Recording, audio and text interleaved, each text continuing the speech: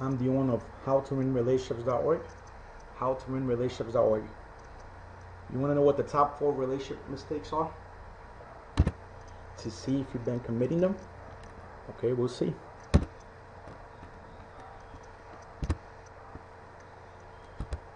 Mistake number 1: complaining and arguing. You know, I understand why you might complain and argue all the time. Because the other person's probably getting too comfortable in the relationship and not acting the same way he or she did when you first met. But arguing and complaining is the worst way to improve your relationship. You know, you're just gonna push the other person away. Nobody likes constant complaining at them.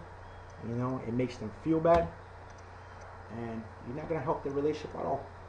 One of the best ways to help improve the relationship is to start encouraging and start being focused on the qualities that the other person has. You know, stop praising him or her on their qualities. You know, they're gonna start feeling good. Start even praising them on the things that they're not doing right now. You know, saying, oh, you're a great communicator. You know, I love the way you give me attention. You know, you do this, you do that good. And they're going to start acting up to their name. So that's a good way to improve your relationship. So constant arguing and complaining, you know, it's not going to help. So if you're constantly arguing and complaining, make sure you stop. The next mistake is cheating and lying. Do I have to say anything about cheating and lying? I mean, just think about somebody lying to your sister, or cheating on your sister, or your brother, or your mother, or your father, or even your grandparents. You know, I mean, and think about somebody cheating on you. How does that feel? So why would you want to make the other person feel that way? You know, why would you want to cheat? I mean, I understand the urge, the temptation, you know, to go cheat, but if the relationship is not working out, might as well break up. You know, because if you stay together, you're probably preventing you or the other person from meeting somebody else better. So, you know, you're not cheating in life. The next mistake is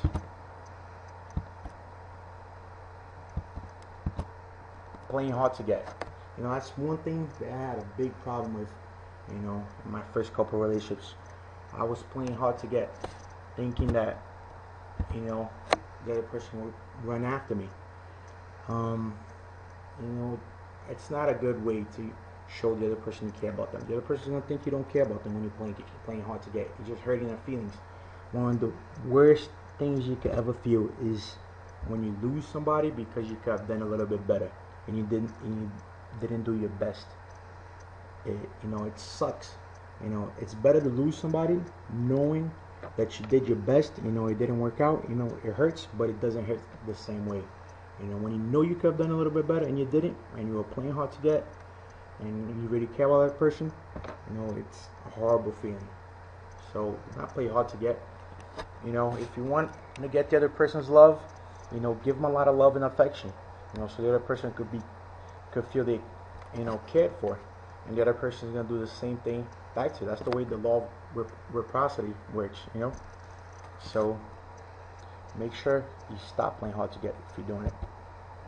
Another thing is fighting before bedtime. You know, we have all done it. You know, when you fight before bedtime, you know, you can't sleep right. You know, those thoughts go in your subconscious and it's gonna start working in your mind. You know, those negative thoughts about your partner through the whole night. You know, you're gonna wake up feeling horrible. So make sure you know, you get along before bed. You know, even if you know, you don't agree on the same thing. Say you're gonna talk at a later time. You know, hug each other. Say you love each other, but you know, you're not agreeing on certain things. But do not go to sleep with those negative thoughts in your mind.